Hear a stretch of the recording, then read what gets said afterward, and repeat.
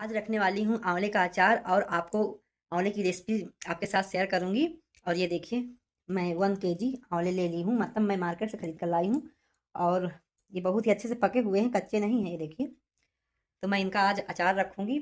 और ये मेरे हस्बैंड की फरमाइश पर रखने जा रही हूँ। मुझे तो नहीं इसका अचार पसंद रहता ज़्यादा, लेकिन उनको पसंद है तो मैं इसलिए उनके फरमाइश से रख रही हूँ। एक वीडियो में मैं आपके साथ शेयर की थी कि नींबू का अचार रखी थी और वो भी बहुत ही अच्छे से बन गया है। अभी कोई खाता नहीं है, क्योंकि सर्दियाँ शुरू हैं तो सर्दियों में कम अच्छा लगता है। ऐसे कच्चे आंवले भी खाना चाहिए, सेहत के लिए बहुत ही फायदेमंद होते हैं। और अचार तो अच्छा ही रहता है। तो मैं आज इसका अचार रखने वाली हूँ और ये 1 kg है, मैं मार्केट से कल खरीद कर लाई थी। तो चलिए स्टार्ट करते हैं कि हम इसमें क्या क्या डालेंगे और मैं आपको सारी रेसिपी आपके साथ शेयर करूँगी। तो चलिए पहले मैं इनको अच्छे पानी से धुल लूँगी, उसके बाद मैं आपको ये इतने मसाले ली हूँ। ये है जवाइन और ये है मेथी और थोड़ी से धनिया, खड़ी धनिया भी लूँगी। और यहाँ पे है जीरा और यहाँ पे सौंफ। इसको मैं थोड़ा भून लूँगी। तो यहाँ पर हमारी कढ़ाई अच्छे से गर्म हो गई है।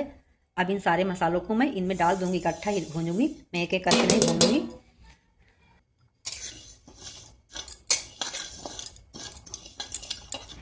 इस तरीके से जब हम मसाले को भूनते हैं, जितना भी इनमें थोड़ा थोड़ा मॉइस्चर होता है वो एकदम से ख़त्म हो जाता है। हमें ज़्यादा अच्छे से नहीं पकाना है, बस इन मसालों को हमें थोड़ा हल्के से ही पकाना है। तो ये देखिए हमारे मसाले अब अच्छे से भून गए हैं। अब मैं गैस को बंद कर दूँगी और इसको मैं मिक्सी में डालकर थोड़ा सा दरदरा करके पीसूँगी। ज़्यादा बारीक नहीं पीसना है हमें। तो ये देखिए मैं एक थाली में मसाले सारे निकाल के रख दी हूँ और इनको मैं ठंडा होने के लिए थोड़ी देर के लिए छोड़ दूँगी। अब इसी कढ़ाई में मैं थोड़ा सा पानी डालूँगी। तो ये देखिए मैं इतना पानी डाली, आंवले सारे इसमें डूब जाएं। अब सारे आंवलों को मैं इस तरीके से पानी में डाल दूँगी।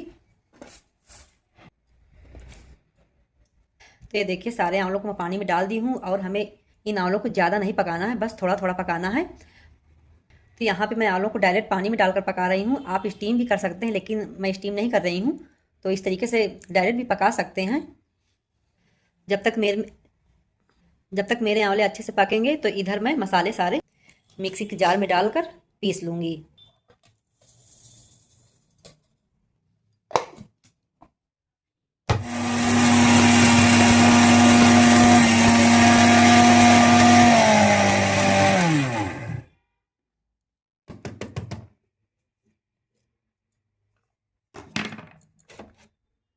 तो ये देखिए हमारे मसाले पीस गए हैं। ज़्यादा दरदरा भी नहीं है और ना ही ज़्यादा ये बारीक है, मीडियम है।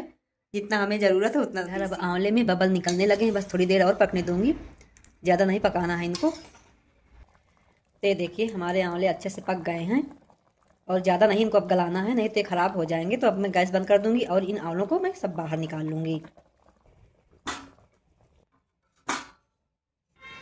अब इस पानी को मैं फेंकूंगी नहीं, इसको ठंडा करके मैं अपने बालों को धुलूंगी।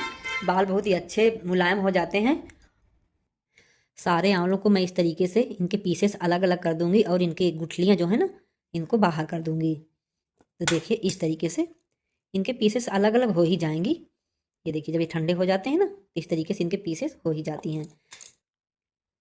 जब तक मैं इन आंवलों की गुठलियाँ निकालूंगी, तब तक मैं इस पानी को कढ़ाई से बाहर हटाकर इसमें सरसों का तेल आधा लीटर इसमें थोड़ी देर के लिए गर्म करूँगी। तो ये देखिए इस तरीके से मैं तेल डाल दी हूँ और मैं ज़्यादा बर्तन नहीं भरी हूँ। ठंडी का सीज़न है, बर्तन बार बार धुलने में हाथ ठंडे हो जाते हैं, तो इसलिए मैं एक ही बर्तन में सारा काम कर ली हूँ। इसी में मैं देखो मसाले भी भूनी हूँ, इसी में मैं आंवले उबाली हूँ और इसी में अब मैं तेल गर्म कर रही हूँ। तो इसको हमें तेल को ज़्यादा देर तक नहीं गर्म करना, बस थोड़ा सा ही गर्म करना है। अब यहाँ पे देख सकते हैं तेल हमारा गर्म हो गया है। अब गैस को मैं कर दूँगी बंद।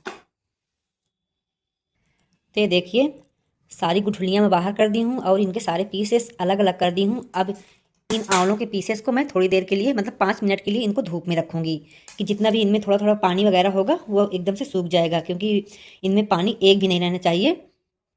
तो मैं इन आंवलों को बाहर नहीं रखूँगी, यहीं पे अंदर ही रख दूँगी, क्योंकि यहाँ से थोड़ी थोड़ी धूप आती है। ये देखिए अच्छे से जितना भी इनमें मॉइस्चर होगा वो सूख जाएगा बहुत ही जल्दी से। इस तरीके से थोड़ी देर के लिए मैं रख दूँगी धूप में। और जब तक इसमें थोड़ी थोड़ी धूप लग रही है, मैं वहाँ पे मसाले तैयार कर लेती हूँ।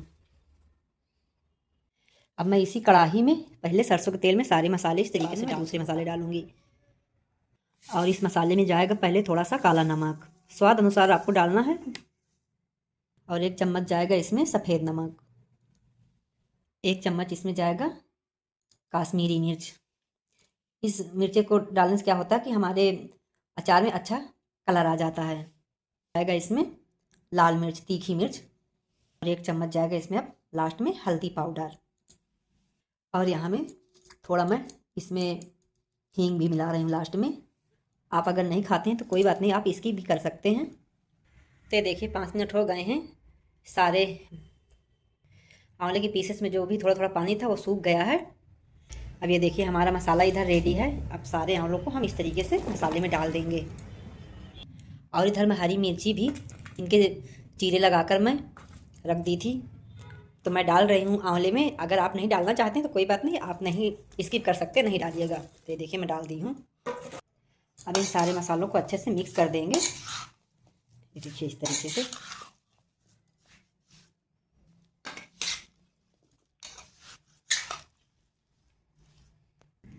ये देखिए कितना हमारा आंवला का अचार सुंदर लग रहा है देखने में, खाने में तो टेस्टी लगेगा ही। अब इसको हम भरेंगे एक जार में। अगर आप अचार का थोड़ा चटपटा टेस्ट करना चाहते हैं तो इस तरीके से आप नींबू का रस इसमें डाल दीजिए, निचोड़ दीजिए। इससे क्या होता है, रस को डालने से हमारा अचार अच्छे से चटपटा हो जाता है और खाने में बहुत ज़्यादा टेस्टी लगता है। डालने के बाद इस तरीके से इसको भी मिक्स कर दीजिए। तो ये देखिए ये 1.5 kg का है जार, इसमें मैं भरूंगी आंवले के अचार को। तो ये देखिए बहुत ही सुंदर लग रहा है ये जार मुझे।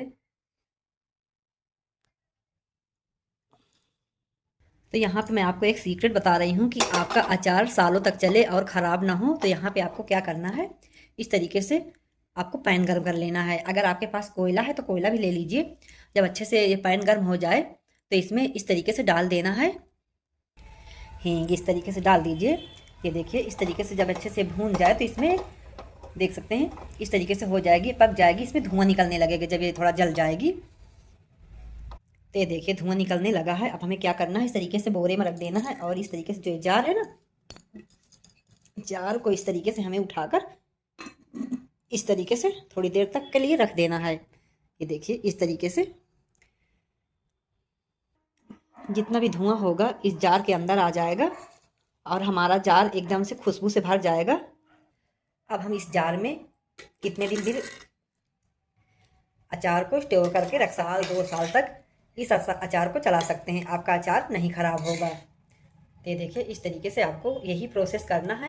अचार को स्टोर करके रख सकते हैं आप 1-2 साल तक इस अचार को चला सकते हैं, आपका अचार नहीं खराब होगा। तो ये देखिए इस तरीके से आपको यही प्रोसेस करना है, आपका अचार सालों तक चलेगा। मेरी ये गारंटी है, मैं आपको बता रही हूँ। तो ये देखिए गाइस हमारा अचार बनकर तैयार हो गया है। अब आप इस अचार को तुरंत भी खा सकते हैं, आप 1-2 साल तक भी खा सकते हैं। बस आपको इसी ट्रिक से रखने की ज़रूरत है, आपका अचार 1-2 साल तक नहीं खराब होगा। अब इस अचार को आप 2-3 दिन का धूप दिखा दीजिए तो और भी ज़्यादा दिन तक आपका अचार चलेगा। तो इस अचार को मैं अभी 2-3 दिन तक का धूप दिखाऊंगी और खाने लायक तो अभी से ही इसको उठाकर आप ये देखिए इसके पीसेस कितने अच्छे लग रहे हैं, तुरंत से खा सकते हैं। बहुत अच्छा चटपटा सा इसका अचार बनकर तैयार हो गया है। तो गाइस ये मेरा अचार रखने का आइडिया आप लोगों को कैसा लगा ज़रूर बताइएगा। अगर आपको थोड़ा सा भी अच्छा लगा हो तो एक लाइक भी कर दीजिएगा।